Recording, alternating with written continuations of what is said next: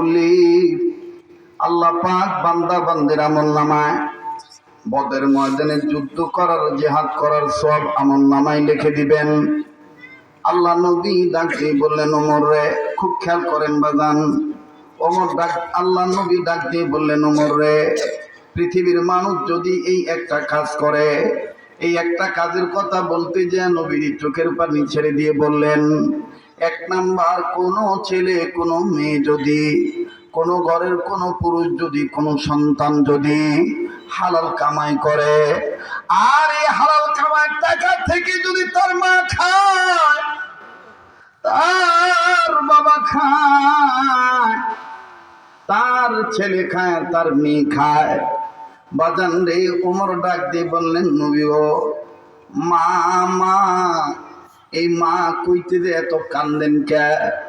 নবী ডাক দিয়ে কই, ওমর রে, আল্লাহ পাক তো বান্দাকে বলছেন আল্লাহর ইবাদত করার জন্য।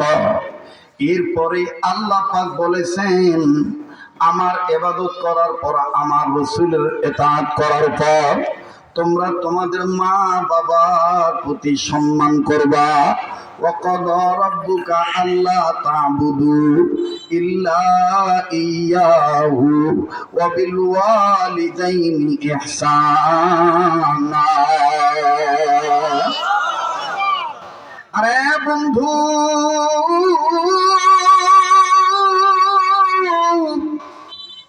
ওমর বললেন, নবীজি,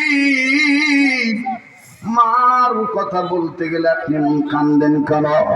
নবী আমার ডাক দিয়ে বললেন, ওমর রে, আমি মার প্রতি অনেক দুর্বল, আমি আমার মায়ের তেমন পাই নাই।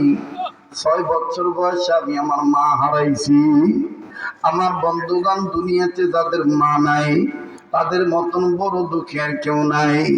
দুনিয়ায় যাদের বাবা নাই তাদের মতন বড় অভাবে আর কেউ নাই। কথা বলেন ঠিক না বেঠিক?